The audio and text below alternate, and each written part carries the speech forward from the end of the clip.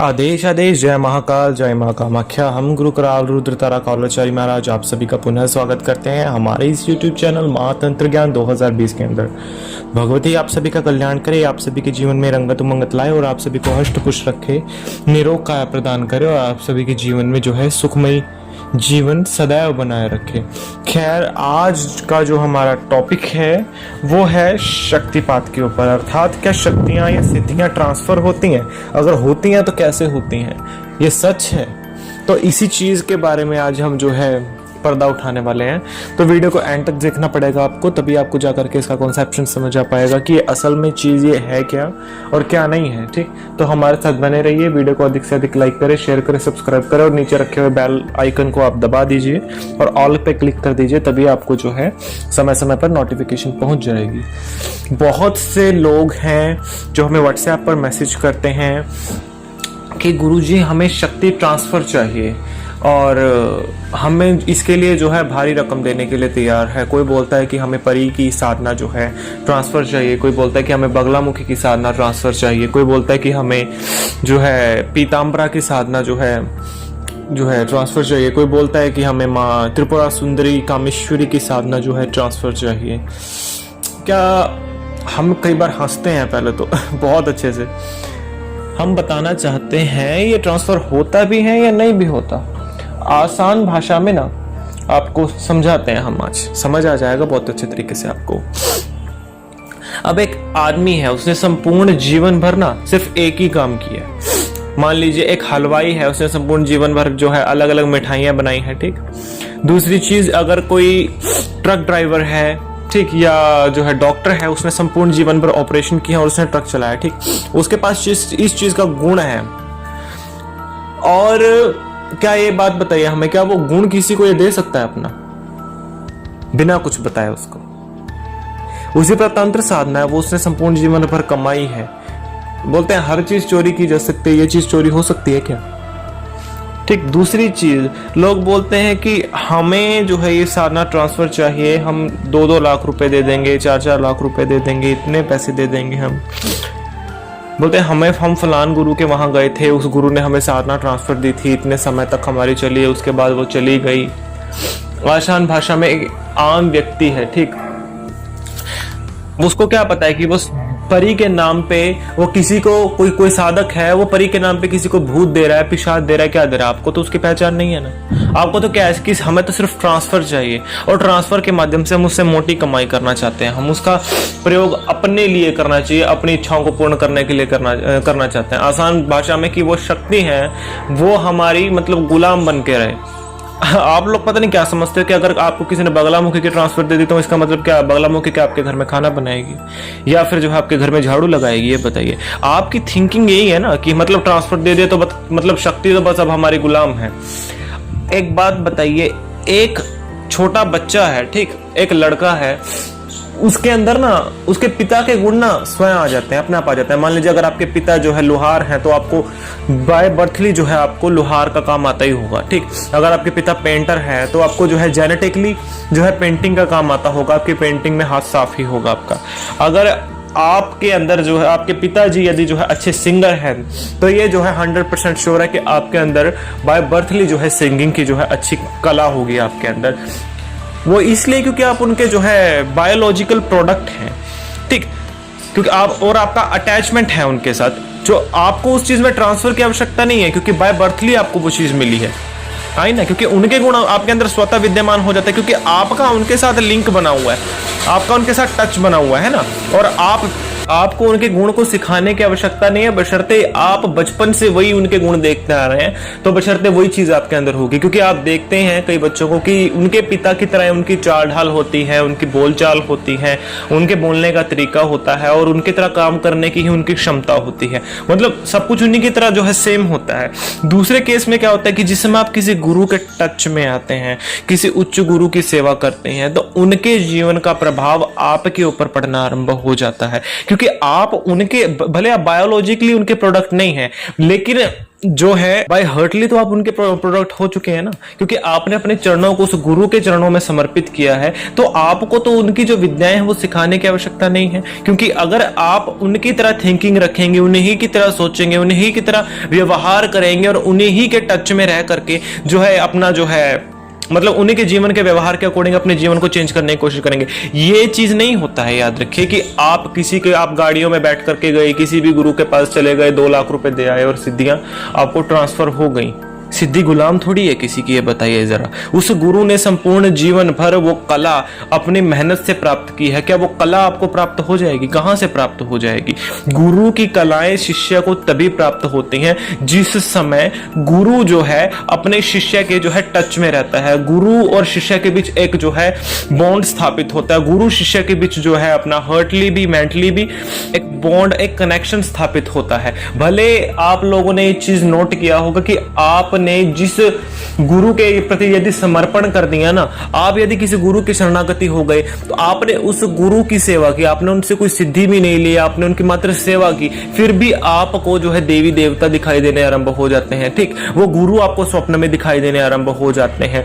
वो दरअसल वो गुरु नहीं होते हैं, वो गुरु की ऊर्जा, उस गुरु की शक्तियां, उस गुरु की सिद्धियां होती हैं जो आपको स्वप्न में दिखाई देना चाहते हैं। क्योंकि बोलते हैं जिस समय आप झरने के पास जाते हैं या आप जो है बर्फ के शिली के पास जाते हैं या ठंडे इलाके में जाते हैं, पर्वतों में जाते हैं, तो उस जगह की ठंडक का एहसास अपने आप को खुद हो जाता है ना, होता है ना। वो जगह की ठंडक आपके आसपास घूमना शुरू कर देती है, आपको पता लग जाता है कि हाँ आसपास कोई ठंडी चीज है या कोई झरना है, उसकी जो है बौछार पड़ रही है। उसी प्रकार से जिस समय आप गुरु के प्रति समर्पित हो जाते हैं ना, तो उनकी जो सिद्धियां होती हैं, उनकी जो चीजें होती हैं, बशर्ते उनका प्रभाव आपके जीवन पे खुद ही आना आरंभ हो जाता है, क्योंकि वो शक्तियां जो होती हैं वो जान लेती हैं कि ये किसके योग्य है, समझे। और जिस समय आप उस गुरु के शरणागति हो जाते हैं, वो शक्तियां तो आपकी वैसे ही जो है आपके आसपास आना आरंभ कर देती हैं, शक्तियां तो खुद आ जाती हैं साधक के पास, ये किसी के बुलाए से थोड़ी आती है। अब आप तो बात करते हैं बिजनेसमैन वाली कि आप किसी भी गुरु के पास जाएंगे, कार में बैठ के जाएंगे, 2 लाख रुपए देंगे, 4 लाख रुपए देंगे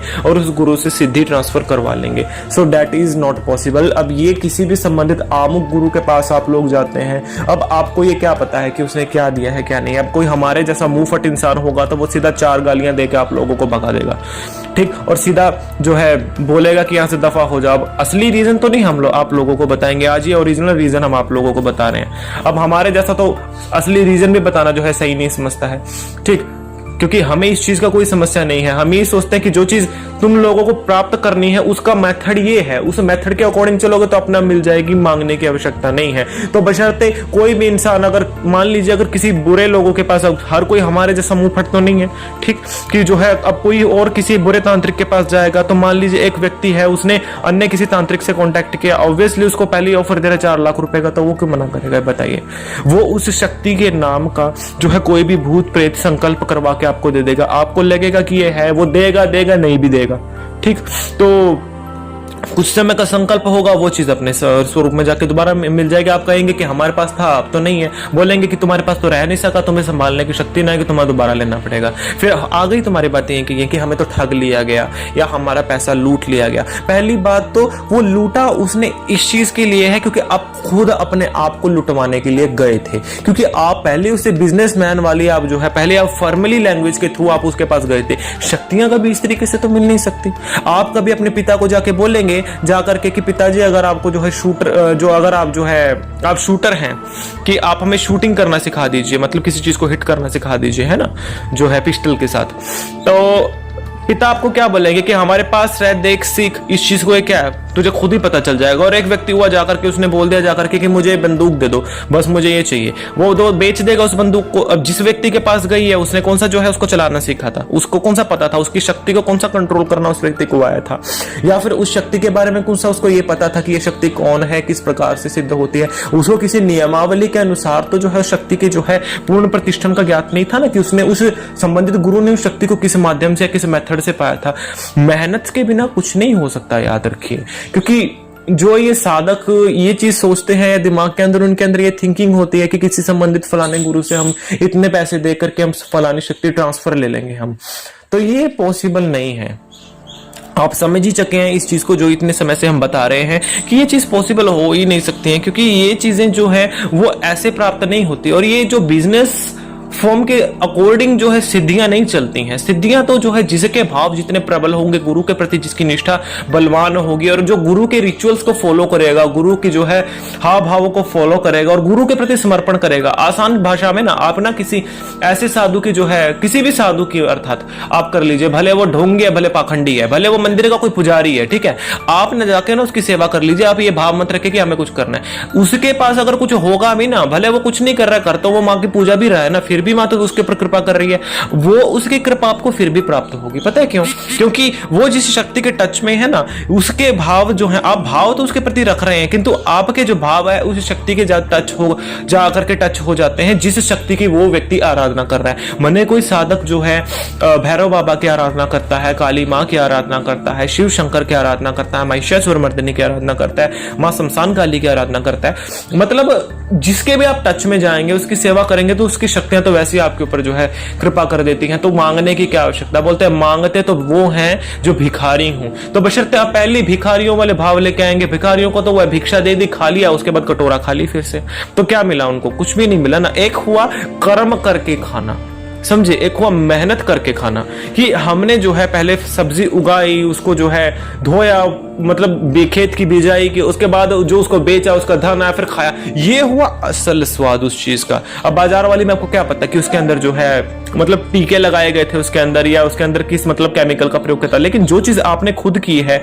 या खुद उगाई, आपको ये पता है कि इसके अंदर ये चीज की कमी है और इस चीज को मैंने ये प्रयोग किया और ये मेरे हेल्थ के लिए बिल्कुल ठीक है। उसी प्रकार से सिद्धियां हैं, आपको पता है कि इस चीज के थ्रू मैंने ये किया है, तो इसका ये मेथड और इस चीज के थ्रू इसको ठीक किया जा सकता है, समझे।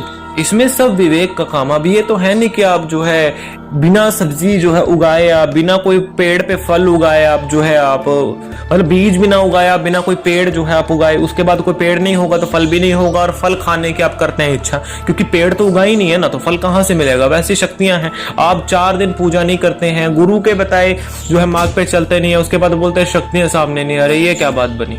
शक्तियां ऐसी, जो प्रत्यक्षीकरण जो होता है ये इसकी लास्ट स्टेज होती है साधना की, जिस समय साधक का उस शक्ति के साथ इतना कनेक्शन बन जाता है कि उस शक्ति और उसके बीच की जो बाउंड्रीज हैं वो टूट जाती हैं, और शक्ति और साधक का मन आपस में मिल जाता है, और दोनों के बीच में कोई भी जो है रह नहीं जाता, मतलब कोई भी, मतलब उनके बीच में जो बाउंड्रीज है। बशर्ते आप ये चीज के ऊपर तो ध्यान देते नहीं है, बशर्ते आपका ध्यान तो किसी और चीज के ऊपर होता है, बशर्ते गुरु आपको बताएंगे कि देखो, ये बोलते हैं कि गुरु जी हमें ऐसा ऐसा फील हुआ, हमें ऐसे देवी दिखाई दिए हुआ, तो हमने कहा, तो गुरु कहेंगे कि हाँ देखो ये शक्ति आने का एहसास है, तो शिष्य क्या पूछेगा कि शक्ति ना आने का एहसास क्या होता है? तो ये क्या बात हुई, बताइए जरा, क्या ये बात हुई?